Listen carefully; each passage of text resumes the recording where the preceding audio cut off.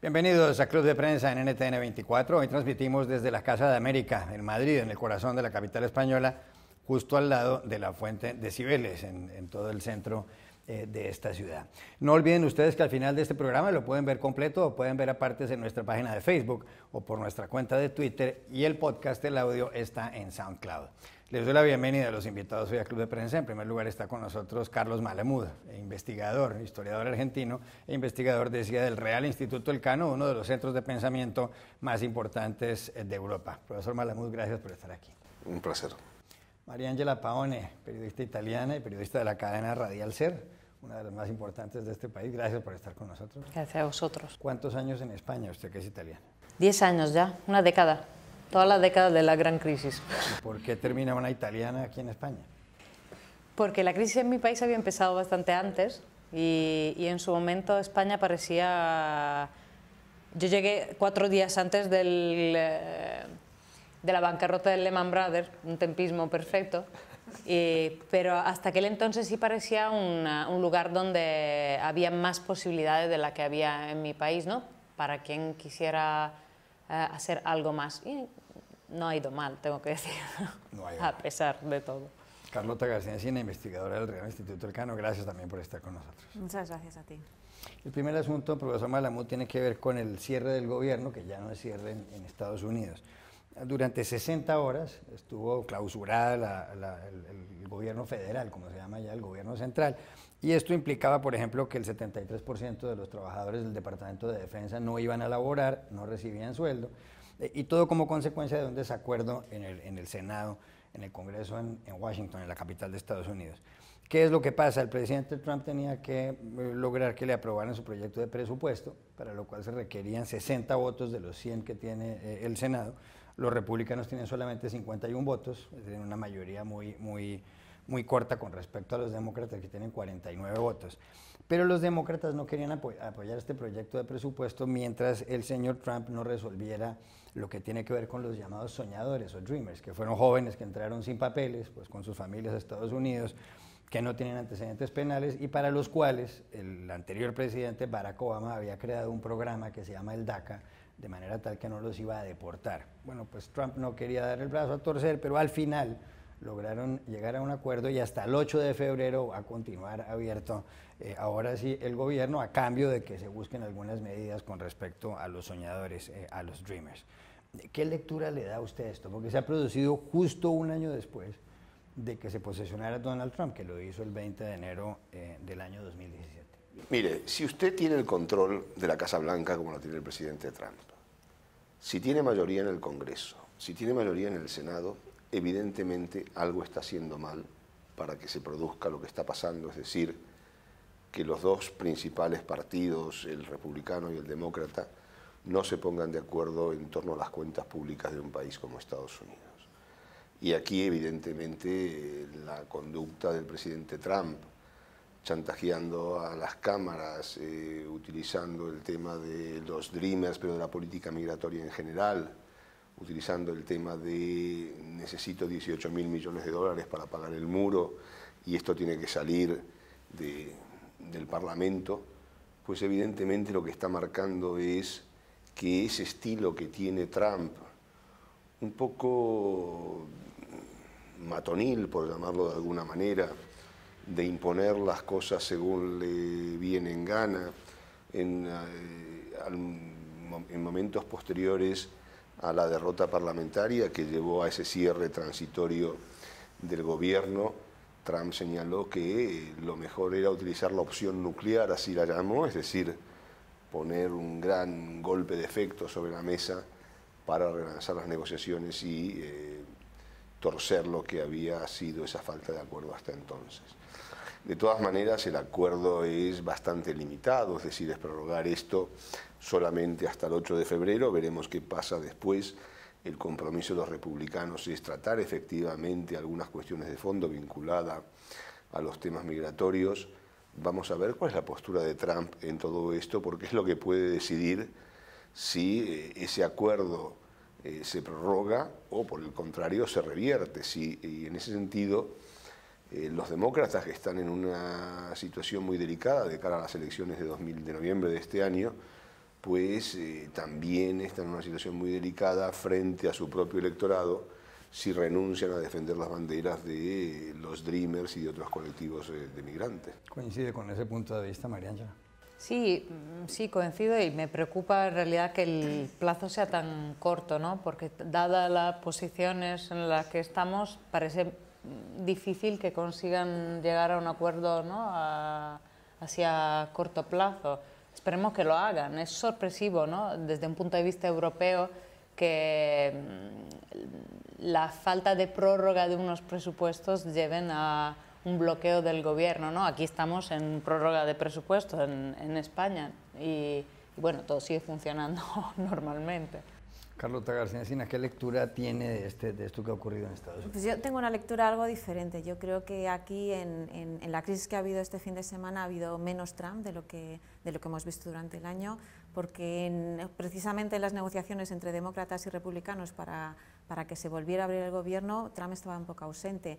Y yo creo que es un síntoma de la propia disfuncionalidad de Washington. Cuando Trump llegó a la Casa Blanca, lo que prometió fue que iba a acabar con el establishment de Washington, con la disfuncionalidad, y recordando todo el cierre que hubo en el 2013 con Barack Obama, y sin embargo ha vuelto a pasar. Es decir, yo creo que es un síntoma y que Trump entonces no ha podido acabar con esa dinámica en Washington que no ha funcionado. Y luego, por otro lado, él también llegó a la Casa Blanca diciendo: yo soy un businessman, yo soy un deal maker, yo hago negocios. Hasta ahora, después de un año, ha demostrado que no sabe negociar. Las acciones, las decisiones siempre han sido unilaterales, pero al final no ha sabido negociar, y aquí este fin de semana lo que se ha visto es que él no ha sabido negociar, y luego ha sido una parte de demócratas y de republicanos más moderados los que han conseguido volver a levantar precisamente. No, es verdad que no ha sabido negociar, y en ese sentido lo más llamativo es que el líder demócrata en el Senado, Summers creo que es, ¿no? Sí. Estuvo Chuck Schumer, el viernes en la Casa Blanca, Le prometió una cosa y fue totalmente un fracaso. Es decir, no es que, es decir, yo creo que es más la imposibilidad de Trump de llevar adelante sus políticas que el estar ausente. Es decir, está ausente pero a partir del fracaso, no de inhibirse en la negociación. Pero tampoco yo no creo que en el caso del tema migratorio tenga Trump las cosas muy claras. Ah, no, esa es otra historia, por supuesto. Entonces, de repente dice blanco o negro, es transaccional. O sea, de alguna manera todo se puede negociar, todo está sobre la mesa. Puedo cambiar DACA por muro, por presupuestos. En este caso, además, yo creo que lo que se ha aprobado es los Conventional Resolutions, que son unos fondos limitados, porque el problema de Estados Unidos es que no tiene un presupuesto a medio y largo plazo, no hay manera de que se pongan de acuerdo. Entonces yo creo que hay que ver todo el trasfondo que hay, es que no son solo la inmigración, que es lo que los demócratas han usado ahora para negociar, sino que detrás está esa reforma fiscal que tiene que implicar una reducción del gasto. Los republicanos quieren subir mucho el presupuesto de defensa, los demócratas quieren subir en otras áreas. Es decir, hay detrás toda la negociación de ese supuesto presupuesto ya más constante en el tiempo, que es lo que puede dar más estabilidad a Estados Unidos. A propósito de Trump, María Ángela, hace pocos días apareció un libro de Michael Wolff, un columnista, un hombre que ha colaborado en revistas como Vanity Fair y en periódicos como The Guardian, titulado algo así como Fuego y Furia dentro de la Casa Blanca de Trump, Fire and Fury Inside Trump's White House era el título. Bueno, ahora va a salir otro libro, en esta ocasión de Howard Kurtz, que fue el crítico de medios de comunicación del diario The Washington Post desde 1981 y que ahora está en la cadena Fox, una cadena conservadora. Kurtz es un hombre muy conocido en Estados Unidos. Este libro se titula Media Madness, es decir, locura mediática, Donald Trump, The Press and the War Over the Truth, es decir, Donald Trump, la prensa y la guerra con respecto a la verdad. Y lo que cuenta el señor Howard Kurtz aquí es que lo que se produce dentro de la Casa Blanca a la hora de manejar a la prensa es un auténtico desorden y que el señor Trump tiene, según Kurtz, una cosa que se llama desorden desafiante. parece que no estudia ninguna de las determinaciones que tiene que tomar con respecto a los anuncios de prensa. Incluso dice que en algún momento dado, cuando estaban discutiendo si los transgéneros deberían estar o no en las fuerzas militares en Estados Unidos, habían convocado una reunión, pero de pronto Trump envió un mensaje por la cuenta de Twitter diciendo lo que iba a hacer, y en ese momento uno de sus asesores, el jefe de gabinete, Reince Priebus, dijo: Dios mío, ¿qué podemos hacer aquí? Es una auténtica locura. ¿Qué piensa usted que puede pasar con estas cuestiones? Porque además señala este libro que Trump llegó a decir que Barack Obama lo espiaba cuando no era verdad y sin ninguna prueba. ¿Esto perjudica a Trump? ¿Lo afecta más? ¿Lo beneficia? Uno realmente ya no sabe qué pensar. Mire, yo parto, digamos, de la experiencia que nosotros italianos hemos tenido con Berlusconi, que creo que es lo más parecido en términos de locura mediática, ¿no? O por lo menos, no tanto, pero bueno, pero casi. Quizá el caso más destacado en Europa, desde luego. Y no creo que esto afecte a Trump. O sea, no creo que afecte al apoyo que tiene, al apoyo popular. O sea, los libros que salen, creo que se quedan para un debate entre nosotros, digamos, entre periodistas, entre probablemente políticos, gente que tiene que tratar de estos temas a diario, pero no creo que afecte al apoyo que él tiene en sus bases, ¿no? O sea, en el fondo, las representaciones que salen de estos libros, bueno, los detalles que están saliendo también de este segundo libro, no hacen sino confirmar lo que ya hemos visto, ¿no? La cuenta de Twitter es todo de Trump, es un reflejo clarísimo de su manejo del día a día en Washington, ¿no? Pero no creo que, así como pasaba con Berlusconi, que sus desavenencias o sus ¿no? enfrentamientos con la prensa, recuerdo una rueda de prensa en la que atacó directamente al entonces corresponsal del País, Miguel Mora, y no, o sea, esto a nivel de apoyo popular yo creo que no pasa factura. No trasciende más allá. Yo creo que no trasciende, no creo que pase factura. Puede quizá crear incomodidad entre las filas de su propio partido, porque mucha gente se sentirá incómoda, ¿no?, en verse reflejada sobre todo en esos relatos del manejo del día a día, pero por su propio ego en el fondo, ¿no? Pero no creo que esto afecte realmente o cambie algo en la tendencia del apoyo entre la población. No en el corto plazo, es decir, coincido, ¿no? Es decir, evidentemente la mayor parte no todos, pero buena parte del núcleo duro de los seguidores de Trump no se caracterizan por leer demasiados libros al año y menos van a leer uno que ataque a su jefe, ¿no? Y por otra parte el convencimiento y esa fe ciega en Trump hace que este tipo de mensajes no calen. Sin embargo, si miramos lo que puede ocurrir en el medio y en el largo plazo, las cosas cambian. Evidentemente que para la política la cotidianidad es lo que importa, pero el hecho, por ejemplo, de que el autor de este nuevo libro sea un periodista de Fox va a tener influencia en otros periodistas de su entorno, que a su vez darán noticias en medios afines, y esto es una gota que al final, no del día, ni de la semana, ni del mes, pero después de un tiempo, sí llega a tener un sentido, ¿no? Es decir, por ejemplo, es lo que ocurre con los temas de corrupción. Si uno oye muchas veces cuál es la reacción popular frente a la corrupción, dice, una conclusión es: la corrupción no paga. Es decir, la corrupción no pasa factura a los políticos que pues se mueven impunemente. Hasta que un día, de repente, el cabreo popular se expresa en un voto de rechazo, en un voto negativo, en apostar por otras opciones hasta las que entonces no se habían manifestado. Y así es como se construyen los imaginarios colectivos, ¿no? Carlos.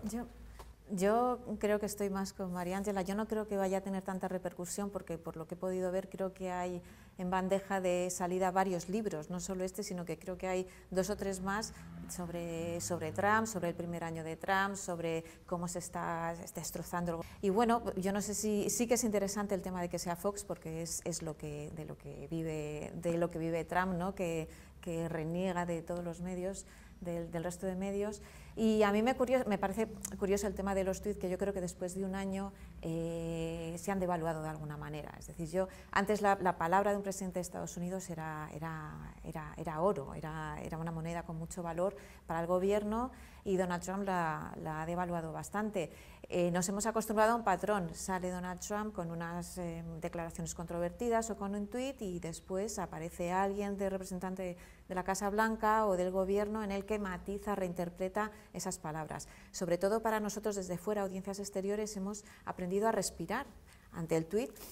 Respiramos y esperamos a que nos reinterpreten eso, ¿no? Y las cosas se calman. Y entonces, yo además es que he visto este año que las cosas no han cambiado tanto, que el viraje del gobierno de Estados Unidos no ha sido para tanto. Y entonces por eso yo le doy un poco menos de valor en cuanto a las consecuencias, que a lo mejor más en el medio o largo plazo se pueden ver, pero por ahora yo creo que no ha sido tan importante. Ya regresamos a Club de Prensa. Volvemos a Club de Prensa en NTN 24 desde la Casa de América en el corazón de Madrid. Profesor Malamud, hay noticias de América Latina. Una tiene que ver con Chile y Argentina y con el viaje que acaba de terminar el Papa Francisco, el recorrido que hizo por ambas naciones. En el Perú le fue mucho mejor que en Chile, y el problema en Chile, y justamente por eso quería consultar la opinión de ustedes, tiene que ver con que había gente que le decía que se pronunciara con respecto al caso Caradima. El caso Caradima se relaciona con los abusos de un miembro de la iglesia, de Fernando Caradima, sobre algunos menores de edad en su momento, exactamente 3, que hoy en día son incluso profesionales importantes, en presencia del obispo Juan Barros. Los abusos se cometían en presencia del obispo. Al final de la gira en Chile le volvieron a preguntar por el tema al Papa, y él, ya con cierta molestia, contestó: el día que presenten una prueba contra el obispo Barros, hablaré. Todo hasta ahora es una calumnia. Bueno, pues hubo una reacción fuerte en Chile contra estas declaraciones del Papa, porque la gente pensaba, no tiene que ser necesario presentar una prueba, simplemente con una evidencia debería haber una acción por parte del Vaticano. En el avión de regreso a Roma, el Papa dijo que quería pedirles perdón a las víctimas en Chile, que se sintieron aludidas con todo esto, y que seguramente había exagerado y se le había ido la mano. Incluso Juan Carlos Cruz, uno de los entonces jóvenes abusados por el señor Caradima, dijo: hombre, ni más faltaba que uno fuera a tomarse una selfie mientras un miembro de la iglesia estaba abusando de uno. Y por supuesto tiene toda la razón el señor Cruz.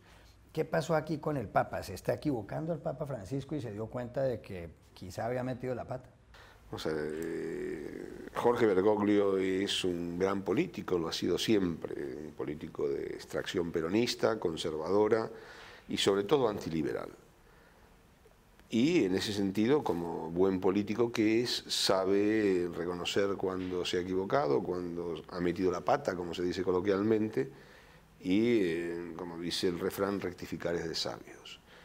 ¿Qué ha ocurrido? Yo creo que cuando hizo sus afirmaciones, bastante extemporáneas, por cierto, que fue a raíz de una pregunta muy inesperada sobre el tema y sobre el papel de Barros, del obispo Barros, el Papa contestó más como un juez que como el gran pastor de almas que debería ser. Es decir, cuando dice: tráigame una prueba y yo lo voy a condenar, está replicando las conductas que uno solicita y exige a la justicia. Pero de la cabeza de la Iglesia Católica, en un tema tan serio, tan importante como las ofensas y los abusos contra menores en su día, pues esto es inexplicable. Es decir, lo que esperaba la opinión pública chilena era una respuesta contundente, una condena contundente por parte del papado, por parte del Papa, respecto a estos temas, y eso no se ha producido. Y yo creo que ahí sí el Papa se equivocó. El Papa no ha sabido valorar en su justa medida cuál es el estado de la opinión pública chilena respecto a esta cuestión y sobre todo respecto a la Iglesia en general. No en vano, los chilenos son de los pueblos en estos momentos más críticos con la Iglesia Católica, más alejados de la Iglesia Católica. Y en este viaje también yo creo que el Papa se ha vuelto a equivocar en dos cuestiones importantes.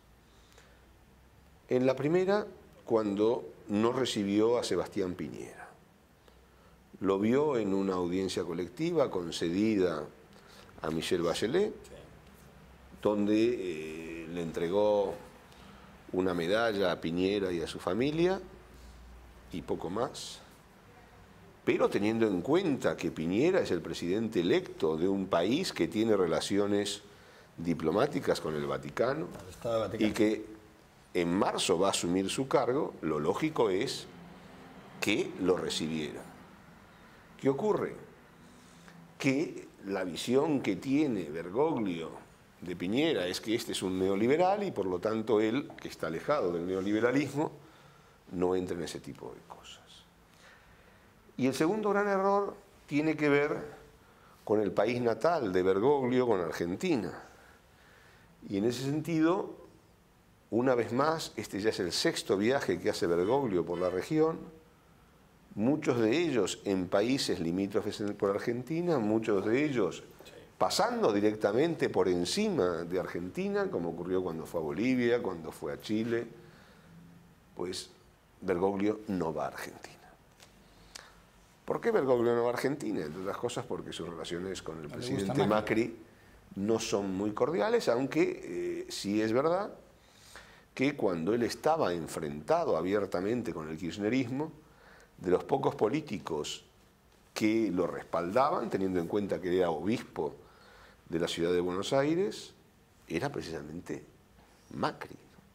Pero bueno, esas son las curiosidades de la política argentina y en ese sentido vuelvo a insistir en este hecho que señalaba al comienzo de mi intervención sobre la extracción peronista de una facción del peronismo que se llamaba Guardia de Hierro, muy a la derecha, inclusive en algunas cuestiones, no diría filofascista, pero casi, que permiten explicar muchas de las conductas del Papa, ¿no?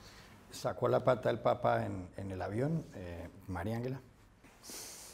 Yo creo que todo lo que ha pasado con también esta vez demuestra una vez más que la Iglesia Católica sigue teniendo un problema enorme con el tema de los abusos, ¿no? No consigue abordar esta cuestión de una manera que, como decía Carlos, responda a las expectativas de los feligreses, sin ir más lejos. Yo creo que en esto, y no solo en esto probablemente, pero en esto los feligreses, los católicos, están adelantados a las instituciones de la Iglesia, ¿no?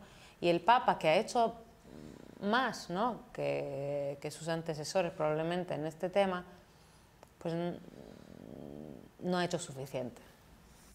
Yo creo que es una muestra un poco de una contradicción, ¿no? Porque desde que Bergoglio llegó al Vaticano ha estado denunciando, ¿no? Desde el 2015 ha estado denunciando constantemente el tema de los abusos, y por otro lado yo creo que hay gente, y yo creo que incluso en Chile, que no han visto luego materializado esas denuncias, ¿no? O cambio de protocolos o realmente condenas, y entonces yo creo que también ha habido esa desafección también, ¿no? que tú, Carlos, subrayabas sobre todo en Chile, ¿no? Y como una desafección entre la Iglesia y la propia sociedad, ¿no? Y una contradicción, o sea, cómo si acusas luego cómo no se hace nada, ¿no? Hay un profesor italiano, historiador de la Universidad de Bolonia, Lori Sanata, que es muy agudo en sus observaciones sobre este Papa. Él ha trabajado mucho sobre el peronismo y la Iglesia Católica en Argentina y disecciona bien las actitudes y marca precisamente eso, ¿no?, que estabais señalando, sobre el hecho de que, bueno, por un lado, como buen político, denuncia los abusos cometidos por miembros de la Iglesia contra menores, pero a la hora de llevar a la práctica esas condenas es donde se queda no corto sino cortísimo, ¿no? A la hora de la hora, como dicen en algunos Y países. eso que ha rechazado, ¿no?, algunas peticiones de gracia, ¿no? ¿Sí? Sí, y eso lo dijo el Papa Bergoglio. Profesor Malamuda, hay noticias de Venezuela, porque la Unión Europea les impuso sanciones a varios miembros de la cúpula del régimen de Nicolás Maduro, entre ellos a Diosdado Cabello, que es el número 2 del chavismo en ese país y que fue presidente de la Asamblea Nacional del Congreso o del Poder Legislativo. Bueno, pues ha dicho ahora Jorge Arreaza, el ministro de Exteriores, que lo que está pasando con la Unión Europea es que está subordinada al régimen racista de Donald Trump en Washington y que además van a tomar medidas contra los europeos y se han referido en concreto a España. Dicen que el gobierno español es esclavo de los dictámenes de la Casa Blanca de Trump. ¿Habrá represalias aquí contra algunos españoles y sobre todo contra empresas de España? Porque allá funciona la petrolera Repsol, que es española, Mafre, la aseguradora y algunos bancos también españoles.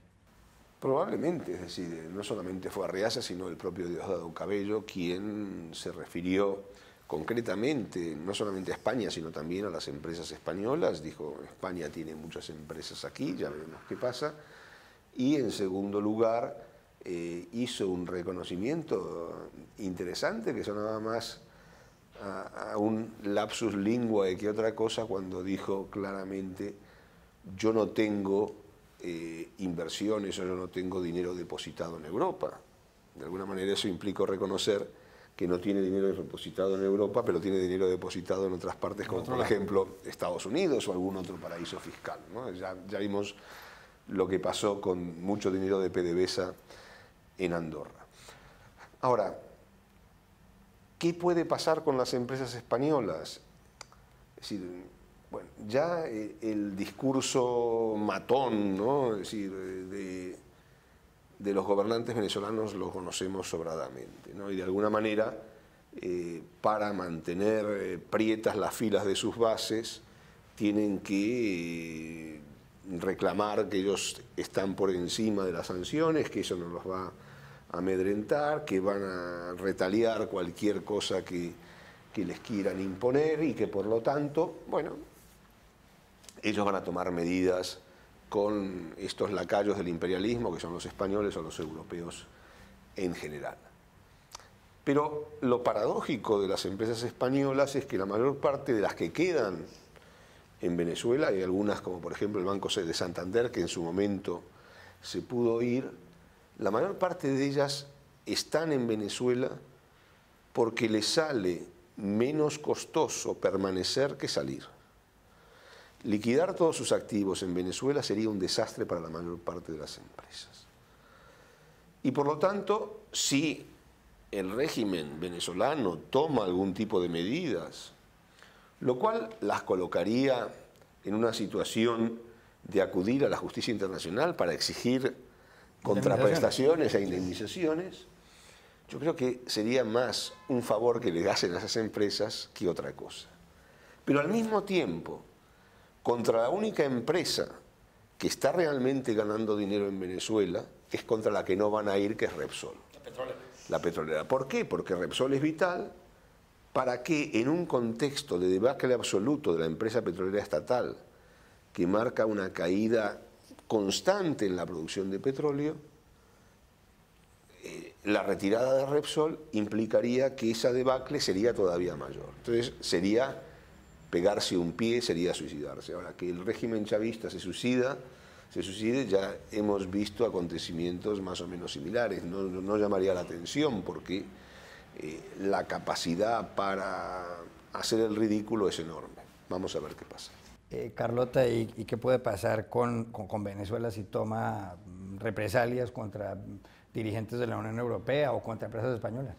Bueno, yo creo que en el caso de Venezuela, quitando también el tema de la retórica, el imperialismo, España está muy pendiente de lo que pasa en Venezuela y también Estados Unidos. Si hay una buena coordinación en las relaciones bilaterales entre España y Estados Unidos, está por un lado la agenda exclusivamente bilateral y la agenda en relación a la agenda internacional, y ahí Venezuela siempre está arriba, uno de los principales asuntos. Ha habido siempre mucha coordinación, sobre todo en los últimos años, entre Washington y Madrid, y es que lo podemos ver porque la semana pasada estuvo aquí Shannon, que es subsecretario de Asuntos Políticos. Sí, Tom Shannon. Y además en la prensa salió, Venezuela era el tema y era uno de los asuntos clave en los que se coordinan, ambos gobiernos se coordinan porque ambos tienen intereses diferentes, pero ambos sí que están muy implicados y para España es importante. Así que, de todas formas, yo creo que la situación la tienen más o menos controlada. Yo no creo que pase nada fuera de lo normal.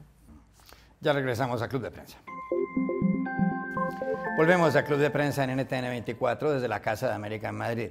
María Ángela, nos proponía usted un tema que tiene que ver con la desigualdad, un fenómeno muy preocupante y sobre todo ha habido un informe de Oxfam que nos ha enviado usted, publicado en las últimas horas, ya que estamos en este Foro Económico Mundial de Davos que es tan célebre, en donde habrá miles de participantes de 100 países. Y lo que dice este informe nuevamente es que ha habido una encuesta a 700.000 personas en varias naciones, donde un porcentaje muy alto de la gente cree que la desigualdad se está agravando, se está profundizando. Pero llama la atención el siguiente dato. En el año 2017, el año pasado, cada 2 días nació un millonario, o sea, una persona que tiene ha superado los $1.000 millones en su fortuna. Actualmente en el mundo hay 2.043 personas que tienen más de $1.000 millones.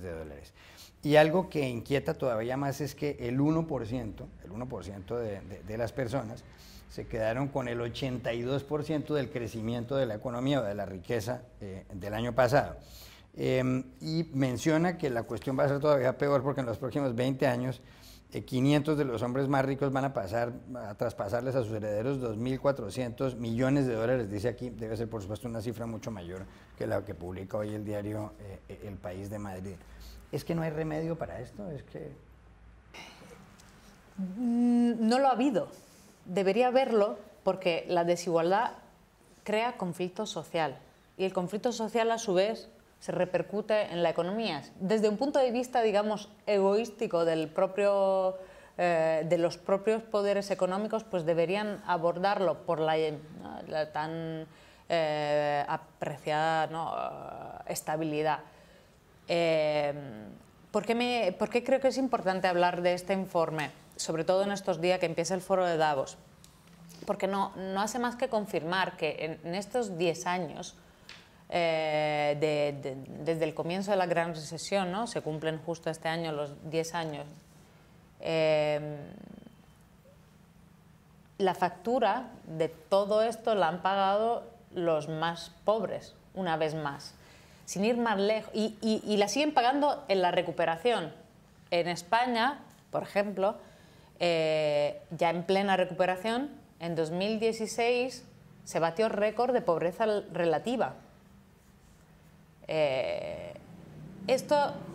Había una imagen muy llamativa entre lo que leía en estas últimas horas sobre esto, que creo que explica bien lo que está pasando, ¿no? La pirámide de copas y si tú empiezas a llenar de champán para arriba, lo más lógico es que siga cayendo, ¿no? Una vez que los que están arriba pues hayan llenado su copa, siga cayendo y sigan cayendo. Que se mojen los de abajo. Que se mojen los de abajo. Aquí lo que pasa es que la copa que está encima es cada vez más grande, entonces nunca llega a las de abajo, ¿no? No hay derrame. No hay derrame, y eso es lo que sigue pasando. Uno sirve champaña y no moja los de abajo. No moja los de abajo. Pero como decía antes, si esto no se aborda, tener una gran parte de la población, ¿no? O sea, que la diferencia entre la parte más rica y la parte más pobre se siga ampliando y a esa velocidad, yo creo que no es bueno en el medio plazo y en el largo plazo para la supervivencia en sí misma del sistema. Yo creo que es un debate que ya lleva unos años que se arrastra, ¿no? Esa creciente desigualdad dentro de los propios países. En Estados Unidos, siempre lo llevo todo a Estados Unidos, uno de los factores de la victoria de Trump también fue esa creciente desigualdad, a pesar de que en la última era de Barack Obama los datos macroeconómicos hablaban de una economía que estaba creciendo. Los propios americanos veían que en sus bolsillos eso no repercutía y que esa desigualdad iba creciendo. Y ahí pues Donald Trump hizo mucho hincapié en eso durante durante su mandato, hizo populismo con esa idea de la desigualdad. Bannon era su gran ideólogo populista y ahora que se ha ido Bannon hemos visto una reforma fiscal que, como pedía Bannon, que también tenía unas ideas un poco locas, que era subir los impuestos a los ricos, lo que ha hecho la reforma fiscal de Trump es reducírsela, ¿no? Es de hecho todo lo contrario. No se sabe cuál va a ser la repercusión, que seguramente será mixta, algo positivo, algo negativo, pero desde luego todo indica que poco hará por reducir esa brecha entre ricos y pobres. Claro, bajó los impuestos en esta reforma tributaria, el señor Donald Trump, para las empresas del 35% al 21%. Lo que ocurre es que cuando hablamos de desigualdad, hablamos por un lado en términos absolutos de cuánta desigualdad hay en un país, pero también en términos comparativos, cuán desigual es un país, una sociedad respecto a las sociedades de su entorno, a las sociedades de la región donde están instaladas, ¿no? Y en ese sentido lo preocupante para España es que frente a los otros países que integran la Unión Europea, España es uno de los países más desiguales de la Unión, y esto tiene que ver con la manera en que se ha planteado la recuperación económica. Si comparamos qué es lo que ha ocurrido con las políticas económicas portuguesas por un lado y las españolas por el otro, vemos diferencias importantes. La gestión, por ejemplo, de las políticas sociales, la gestión de la política fiscal, y en ese sentido el gobierno tiene una vara de medir muy rígida a la hora de aplicar los criterios fiscales, no solamente respecto a las comunidades autónomas, sino a la ciudadanía en general. Es verdad que el momento era muy delicado, que el déficit era muy grande, pero hay gradaciones y gradaciones, y esto es lo que ha provocado que la situación en España en relación con la desigualdad sea más preocupante que en otros países de la región. Posiblemente el libro más importante que se publicó el año pasado en el mundo, y está en la lista de los mejores libros de la revista The Economist y de la revista Time y del periódico The Guardian de Londres, es uno escrito por Edward Luce, columnista del diario Financial Times en Washington, titulado The Retreat of Western Liberalism, la retirada del liberalismo occidental. Y lo que señala este libro, que por lo demás no es un libro largo, es que lo que está pasando en las democracias es que la gente no mejora su nivel de vida.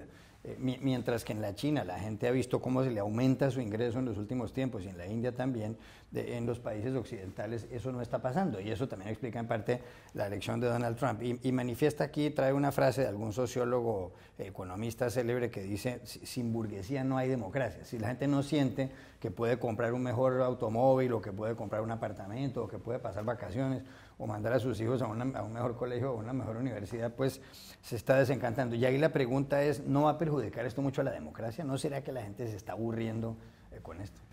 Yo creo que hay un riesgo real. O sea, el hecho de que la movilidad social se haya un poco, no digo parado, porque no es así del todo, pero sí que no es ya como, ¿no? Aquí se ha dicho mucho, los hijos no tienen la certeza de que vayan a vivir mejor que sus padres, ¿no? O que invirtiendo en educación tú puedas subir, ¿no? en la escala social, digamos. Lo que ha pasado en los últimos años y lo que parece una tendencia que a mí personalmente me preocupa es que la movilidad social avanza sobre las bases, si tú ya tienes una buena base, ¿no? Si tú vienes de... había un estudio hace poco, ¿no?, sobre la educación, y si tú vienes de una familia con buenos recursos, ¿no?, a paridad de educación, tú vas a crecer más, ¿no? Y eso ha pasado siempre, lo que pasa es que ahora pasa más y no tienes ninguna garantía de que invirtiendo más, pues eso te vaya a llevar más lejos. Carlos. Yo creo que las amenazas a la democracia vienen por muchos frentes, y yo creo que es precisamente eso lo que en Davos, sobre todo en los pasillos, es lo que se va a hablar, es la desigualdad, pero también son los problemas identitarios. Tenemos Cataluña, tenemos American First, es el Brexit. Yo creo que son muchos las amenazas a a la democracia, y yo creo que es precisamente eso lo que los líderes mundiales, ¿no? También ámbito privado, ámbito público, son los que tienen que tomar las riendas y cambiar, y yo creo que hay que usar la imaginación, ¿no? Y cambiar las políticas. Cambio de asunto, último tema. Aquí en España la política se ha centrado mucho en Cataluña, desde que el pasado 1 de octubre se llevara a cabo un referéndum independentista considerado ilegal por el Tribunal Constitucional. Posteriormente, el gobierno central de Mariano Rajoy, presidido por este jefe de gobierno conservador, pues hizo uso del artículo 155 de la Constitución, asumió una serie de competencias en el gobierno regional en Cataluña, que es una de las 17 comunidades autónomas de este país, y convocó otras elecciones autonómicas o regionales el 21 de diciembre. Ahí más o menos volvieron a quedar empatados los independentistas y los no independentistas, pero en la conformación del nuevo Parlamento, los independentistas tienen mayoría, aun cuando el partido que recibió más votos no sea un partido independentista y se trata de grupos ciudadanos. Bueno, ¿qué ocurrió? En las últimas horas se ha propuesto para que vuelva a ser elegido presidente de la Generalitat del gobierno regional al señor Carles Puigdemont, que está huido de la justicia española, está viviendo en Bélgica y ayer estuvo en Dinamarca, en Copenhague, donde dio una charla, volvió a referirse mucho a España, mencionando a Francisco Franco, dictador que murió en 1975, el 20 de noviembre. Una profesora le hizo algunas preguntas incómodas al señor Puigdemont. ¿Va a terminar Puigdemont de presidente de la Generalitat a control remoto, viviendo en otra parte? Yo creo que ya la gente no entiende muy bien aquí qué va a pasar. Bueno, en cualquier lugar del mundo que un presidente se proponga dirigir a su país desde una nación tercera a distancia y por vías diferentes a estar en primera línea de batalla, controlando lo que es lo que ocurre en la cotidianeidad y dirigiendo el país de forma directa, sería totalmente incomprensible. Lo que pasa es que Puigdemont ha logrado convertir el proceso independentista catalán en un sainete propio de Arniches, lo cual ha devaluado y sigue devaluando enormemente esta cuestión. Puigdemont insiste en que España es un país no democrático, un país franquista. Lo que yo me preguntaría es si eso es así, si es verdad, si España es un país franquista, es un país no democrático, ¿cómo las opciones independentistas han podido ganar de forma reiterada las elecciones en Cataluña? ¿Qué pasa? ¿Es que Cataluña es la gran excepcionalidad dentro de la España franquista? ¿O es que simple y sencillamente el señor Puigdemont está mintiendo y esta profesora de ciencia política, la directora de un departamento de la Universidad de Copenhague, que por cierto no invitó a Puigdemont, sino que Puigdemont se autoinvitó para tener un debate sobre el tema catalán y Europa, puso las cosas en su justo lugar? Preguntó para comenzar, ¿qué es ser demócrata? ¿Ser demócrata es solo votar o ser demócrata es respetar la ley? Cosa que Puigdemont no hace. Y le preguntó directamente, ¿usted quiere una Europa balcanizada con 100 o 200 naciones donde en cada una de ellas haya una manera única de pensar y una única lengua? Y luego señaló de una forma rotunda, luego los periodistas le hicieron entrevistas y demás, que lo que había pretendido el señor Puigdemont era llevar el circo mediático en el que está instalado a la propia Universidad de Copenhague, tomándolos como rehenes de su proyecto político. Y esto se hubiera manifestado de esa manera si esta profesora no le hubiera hecho esas preguntas incómodas, e inclusive al comienzo el moderador del debate le pregunta a Puigdemont, cosa que lo dejó totalmente descolocado, le pregunta, dígame señor Puigdemont, ¿usted es populista? Y en un primer momento no supo cómo reaccionar, luego salió contestando cualquier cosa, como le contestó a esta profesora, creo que es Wind, diciéndole, se nota, le dice, que usted no es experta en cuestiones españolas, cuando lo que demostraba precisamente la profesora de Wind es que conoce el tema catalán y español de una manera muy clara, y ella dice, mire, yo muchas simpatías por el señor Rajoy no tengo, pero quien está escalando de una manera preocupante, quien está desencajando todo este problema, quien lo está llevando a unas situaciones que no merecen ser y que está coartando cualquier posibilidad de diálogo, no es Rajoy, es precisamente el señor Puigdemont. Nos queda un minuto. Carlota, ¿va a terminar Puigdemont de presidente de la Generalitat? No, no soy ninguna experta, es un asunto que me agota, pero espero que no. Además, lo que a mí me sorprende es que lo que le han dicho en Copenhague es algo que se le lleva diciendo aquí por varios medios reiteradamente, pero bueno, parece ser que si se dice fuera tenemos como ese apoyo internacional a esta cuestión catalana. A mí me parece ya demasiado agotador, pero también hay que reconocer que sigue afectando y sigue afectando a la economía española, y lo mismo, todos los representantes que van, todos los españoles públicos y privados que van a Davos, al final lo que les van a plantear y la primera pregunta va a ser exactamente la misma. ¿Va a ser Puigdemont el próximo presidente? ¿Qué va a pasar con Cataluña? Así que lamentablemente el tema sigue ahí. Mariángela Pavone, ¿va a ser Puigdemont el próximo presidente de Cataluña? Yo creo que no podemos contestar, porque en el bucle en el que estamos puede haber cualquier sorpresa, como ya el presidente del Parlamento, ¿no? El Parlamento catalán, ya ha dicho que no vale lo que dicen los letrados, sino lo que dice la mesa. Entonces, a día de hoy no lo podemos saber.